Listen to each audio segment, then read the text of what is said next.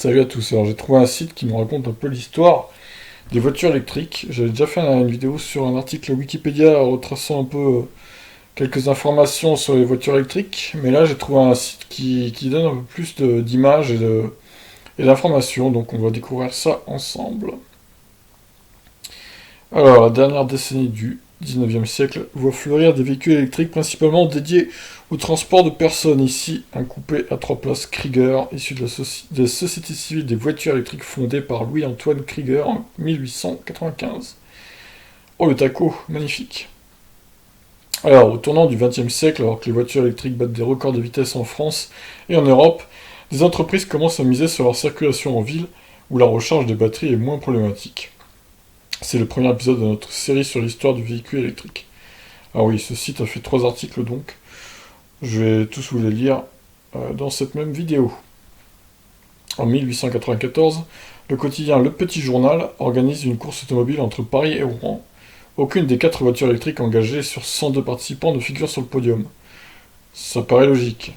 Lors du Paris-Bordeaux organisé l'année suivante, l'inventeur Charles Jeantot, pionnier en France des voitures électriques, qui se lance dans la course à bord de ses inventions, termine bon dernier. Autant dire qu'en cette fin de 19e siècle qui voit naître l'automobile, la voiture électrique n'est qu'une des options et pas la plus en vogue parmi les ingénieurs et les passionnés de mécanique. Il y a en effet beaucoup de progrès techniques à accomplir sur les dispositifs de recharge des accumulateurs pour atteindre une vitesse et une autonomie permettant de rivaliser avec celle des voitures à moteur thermique.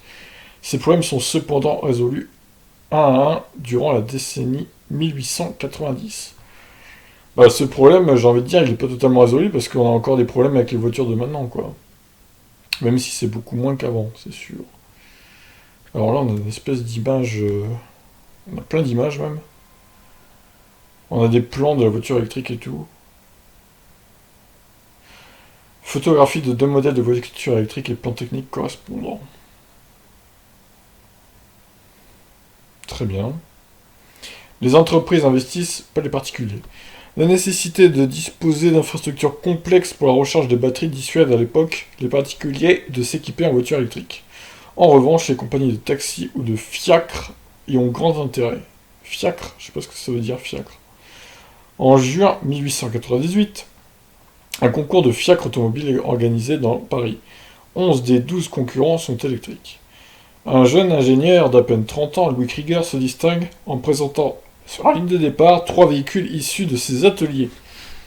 Il invente en particulier la traction avant et l'application directe du moteur à la roue qui vont se révéler durant la course les solutions les plus fiables. Alors, encore quelques photos là. C'est quoi cette photo? Oh là là. Ces trucs quand même. Oh là là là là. Alors ça c'est vraiment les vieilles bornes quoi, clairement. C'est l'ancêtre des bornes de maintenant quoi. Seules de grandes sociétés ont la capacité d'investir dans des salles de charge indispensables à la mise en circulation de voitures électriques. C'est incroyable qu'il y avait ça déjà à l'époque. Une première entreprise est créée la même année dédiée à la production de masse des fiacres électriques. Mais qu'est-ce que ça veut dire ce mot fiacre? Je vais quand même chercher sur Google pour m'enseigner parce que là... Alors, fiacre est un ancien véhicule hippomobile urbain destiné au transport de passagers, en général doté de 4 roues et de suspension. Oui, bah du coup c'est une voiture quoi. On va être clair. C'est quand même bizarre ce terme. Bon bref. La compagnie française des voitures électromobiles. Elle installe également dans Paris, rue Cardidet, une station de recharge capable de traiter 40 véhicules à la fois. L'année suivante, la puissante Compagnie Générale des Voitures, qui dispose d'une cavalerie de quelques 12 000 chevaux, est une des premières à franchir le pas de la mécanisation. Elle lance ses premiers fiacres électriques dans Paris, après avoir assuré la reconversion de ses cochers en chauffeurs dans une école créée dans le seul but à Aubervilliers en Seine-Saint-Denis. Louis Krieger, de son côté, crée la compagnie parisienne des véhicules électriques et invente en 1904 l'Electrogénia, premier véhicule hybride français qui relie Paris à Châtellerault sans recharge. Au tournant du siècle, la voiture électrique s'affirme désormais comme une option crédible dans le cadre d'une mobilité urbaine bien gérée, écrivent les historiens Pascal Griset et Dominique Larocque. Pour les longues distances, le moteur électrique reste surclassé par le thermique, ce qui est toujours un peu le cas en 2019. Mais pour les courtes distances, en particulier urbaines, il domine son rival, ça c'est sûr.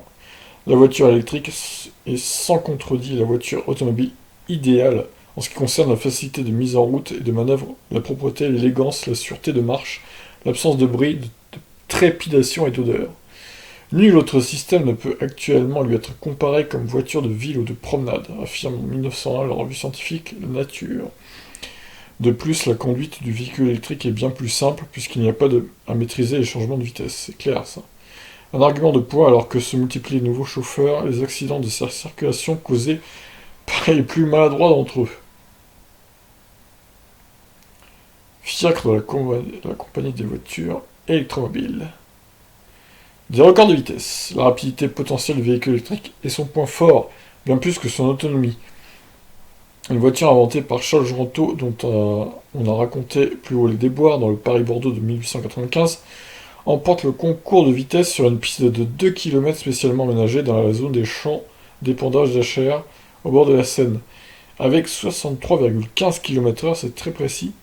Vitesse homologuée le 18 décembre 1898, la voiture pilotée par le comte de Chasseloup-Laubat devance de 6 km/h son plus proche concurrent en moteur thermique. Allez, 6 km/h quand même de différence. Avec ce genre de vitesse, c'est pas mal. Hein. Mais ce record pique la fierté de Camille Genazzi, un ingénieur belge dirigeant la Compagnie Générale des Transports Automobiles, qui construit et loue des véhicules électriques à Paris. Celui que l'on surnomme le Diable Rouge, en raison de sa barbe rousse, atteint 79,9 km/h le 27 janvier 1899. Les duels se succèdent sur la piste d'achat, les vitesses ne cessent de s'accroître. C'est en gros un concours de celui qui aura la plus grosse, quoi. Jusqu'à ce que Genazzi, au volant de sa jamais contente, ouais, ça on en avait parlé dans la vidéo Wikipédia, profilé en forme d'obus, dépasse la barre symbolique du 100 km/h le 1er mai 1899. Chasseloup-Laubat et son constructeur, Charles Gentot, jettent l'éponge. Alors que débute le XXe siècle, la voiture électrique semble être promise à un avenir radieux. Allez, on passe à l'épisode 2, qui s'intitule donc Quelques décennies de relégation. Alors, une Citroën traction avant, tour à tour voiture de la Gestapo et icône de la résistance. Ah, c'est vrai que ces voitures noires là, c'est vraiment les nazis quoi. Alors, sur le bas-côté, un véhicule électrique fort né sous l'occupation. Oui, donc le truc à gauche, quoi. C'est un peu moins beau, on va dire. Alors, deuxième épisode de notre chronique sur l'histoire du véhicule électrique de la belle époque aux années 30. L'électrique reste un marché de niche jusqu'à son interdiction par l'armée d'occupation nazie en juillet 1942. Oh, les nazis ont interdit les voitures électriques. C'est incroyable, ça. S'il passionne les foules comme aujourd'hui, les courses de Formule 1, les records de vitesse engrangés par les voitures électriques au tournant du XXe siècle n'ont guère d'influence sur le développement du marché de l'automobile. Pour l'aristocratie et la bourgeoisie fortunée qui en sont les premiers clients, la voiture est un instrument de liberté au service du développement du tourisme. Or, sur la longue distance, le moteur thermique reste de très loin supérieur.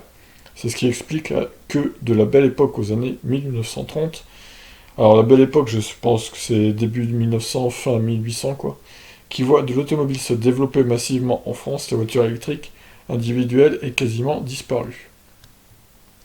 Bah, franchement, même maintenant, ça reste un marché de niche. Hein. Lorsque éclate la Première Guerre mondiale, 45 000 véhicules à moteur, à essence, sortent chaque année des chaînes des usines de l'industrie automobile française, alors de loin la plus puissante d'Europe. Les ingénieurs pionniers de l'électrique comme Charles Gentot et Louis Krieger se reconvertissent dans les modèles thermiques à essence ou à diesel. Une technologie inventée en 1897 en Allemagne qui permet de multiplier la puissance pour les camions. La traction électrique devient un marché de niche réservé à des flottilles de véhicules utilitaires urbains, chariots des halles centrales ou des paveurs de rue à Paris, bus reliant la gare des Brotteaux à celle de Perrache à Lyon, trolleybus à Rouen jusqu'à Modane en Savoie, véhicules de livraison du lait à Nancy, tricycle pour la promenade du bois de Vincennes, camionnette du service postal parisien ou encore benne à ordures qui équipe à la veille de la Seconde Guerre mondiale 32 villes françaises. Alors, le 16 octobre 1904, les services des postes inaugurent sa nouvelle flotte de 12 véhicules entièrement électriques. Bah, c'est comme maintenant, en fait, franchement.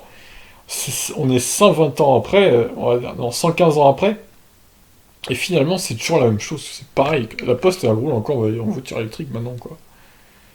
Vous voyez comme quoi, hein, même 115 ans après, ça se ressemble, hein, les époques, quand même. Autant d'usages restreints qui permettent cependant de maintenir une certaine compétence technique en matière de construction de véhicules à traction électrique. Tout le monde s'accorde alors à constater le triomphe du moteur essence pour les voitures individuelles et la relégation de l'électrique dans les micro-usages. La 7e édition du Rallye de l'Automobile Club de France en 1933 aligne bien quelques véhicules électriques, mais dans les catégories peu prestigieuses des camions à ordures, autobus, véhicules de livraison et chariots d'usine. Ouais, effectivement, c'est pas au fou comme catégorie, quoi. De pénurie en interdiction.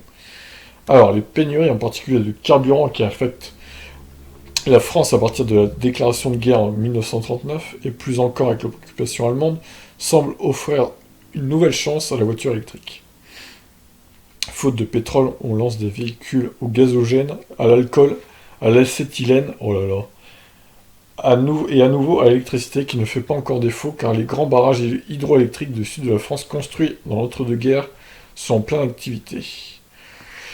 En mars 1941, la Peugeot, qui s'était retirée du marché de l'électrique, lance sa 102, appelée aussi VLV, voiture légère de ville, qui annonce une autonomie de 80 km pour une vitesse maximale de 32 km/h.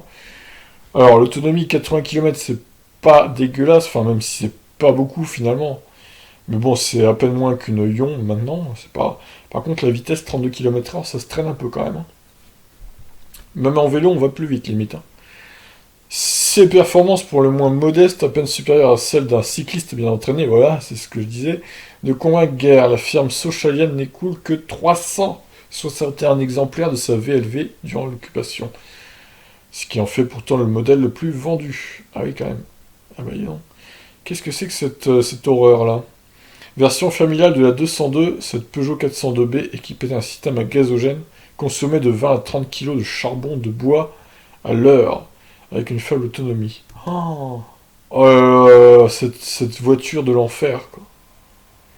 Oh la vache. Genre ça sans rouler, quoi. Incroyable, quoi. Alors, on continue. Mais l'intensification des pénuries, notamment d'aluminium, métal léger, que l'on commence alors à employer pour la carrosserie des véhicules électriques, de cuivre et du plomb, très utilisés pour le bobinage des dynamos et la fabrication des batteries, et les coupures d'électricité à répétition mettent vite fin à ce timide regain d'intérêt. Sur ordre du commandement militaire allemand, en France, la production de véhicules électriques est interdite par un arrêté en date du 10 juillet 1942. Allez, on passe à l'épisode 3. Allez, troisième et dernière partie, quand EDF entrait dans la course. Avril 71, une Renault 4 en cours de conversion à la population électrique au centre de recherche des Renardières. À droite, André Faure, mécanicien responsable technique du prototype. Alors, après le choc pétrolier de 1973, EDF joue un rôle central dans la redécouverte de la traction électrique. Un prototype réalisé aux Renardières, en Seine-et-Marne, sera même présenté au président de la République, Georges Pompidou, lors des 25 ans d'entreprise. Pour la voiture électrique, l'après-guerre est une période de total effacement. La part de rêve qu'elle portait au début du siècle s'est envolée. Le rebond de l'occupation était bien trop timide pour raviver l'intérêt pour un objet désormais associé dans grand nombre d'esprits au temps des restrictions, écrivent Pascal Grisé et Dominique Larocque. Mais, poursuivent les historiens, l'après-guerre est aussi l'époque de l'apparition d'un nouveau système technique fondé sur l'électronique, l'informatique et les nouveaux matériaux qui préparent silencieusement les dispositifs qui permettront peut-être à la voiture électrique de retrouver un nouvel élan. Alors, l'ère des investissements. EDF joue un rôle central dans cette redécouverte de la traction électrique à partir des années 60 et surtout après le choc pétrolier de 1973. À la fin des années 60, l'entreprise entre dans le capital de la société, la voiture électronique et noue des partenariats avec des industriels comme la Compagnie Générale d'Électricité ou Bertin, qui continuent à croire en l'avenir de la traction électrique. Un rapport interne de juillet 1974 résume les raisons de cet investissement. Le rôle d'EDF a toujours été de favoriser le développement de l'électricité, facteur de progrès et de mieux vivre, tout spécialement lorsqu'une utilisation qui ne trouve pas au début de sa carrière le ressort de son développement dans l'activité de l'industrie, la demande des utilisateurs restant insuffisante, par ignorance notamment pour créer un marché, ce qui est, note le rapport, typiquement le cas de la voiture électrique. C'est pas faux. L'heure est alors déjà à la transition énergétique entre le charbon et le fioul qui brûle les centrales et le nucléaire. Mais même avec une électricité d'origine thermique, la voiture électrique se montre plus économique, notent les ingénieurs d'EDF dans un autre rapport de 1974 qui calcule. Une voiture électrique de type R5 parcourant 10 000 km par an en ville consomme environ 2500 kWh. Alors, 2500 kWh pour 10 000 km. Du coup, ça nous fait combien au 100, ça? Divisé par 100. Ah oui, ça fait 25 kWh au 100 quand même. Eh ben, et non. Ça consommait, hein. Compte tenu des pertes diverses, 2750 kWh par an aux bornes de la centrale. La consommation correspondante de produits pétroliers dans cette centrale est équivalente au point de vue énergétique à 833 litres d'essence, alors qu'une voiture de même type à moteur thermique et utilisée dans les mêmes conditions consomme 1000 litres d'essence. Soit une économie de 167 litres d'essence par an, précieuse alors que le prix du pétrole vient d'être multiplié par 4 en quelques mois. EDF estime alors que 2,5 millions de véhicules électriques seront en circulation en France d'ici à 20 ans. Ouais, bah vous êtes bien planté, hein, parce que là, du coup, c'est complètement faux, quoi. Par contre, ouais, 25 kWh au 100, elles consommaient vachement à l'époque, hein, les voitures. Hein. C'était des Audi e-tron à l'époque, hein. Sans le confort et la qualité et la puissance, quoi. Alors, la 4L des Renardières, mais pour les construire, l'énergéticien public doit nouer des partenariats avec des constructeurs automobiles. Et en premier chef avec la régie Renault. La première action est d'électrifier la 4L, alors le modèle le plus en vogue de Renault. André Faure, mécanicien au centre de recherche des Renardières, s'en souvient. Mon boulot était de brancher le moteur sur les 4 roues avec les batteries pour que ça marche. De faire usiner les pièces pour faire tourner les roues. Autant vous dire que quand j'ai mis 300 kg de batterie dans la 4L, les roues avant ne touchaient plus. Mais peu à peu, des solutions sont trouvées. Sous la direction de Roland Wolf, ancien technicien devenu dans les années 90 contrôleur général d'EDF et responsable du programme électrique. En 6 mois, une 4L suivie bientôt d'une R5 seront converties en véhicules électriques. Donc là, monsieur, c'est André Faure, du coup. Le programme bénéficie du soutien de l'État. Dès 1971, une 4L électrique est présentée au président de la République, Georges Pompidou, grand défenseur de la bagnole, comme il disait.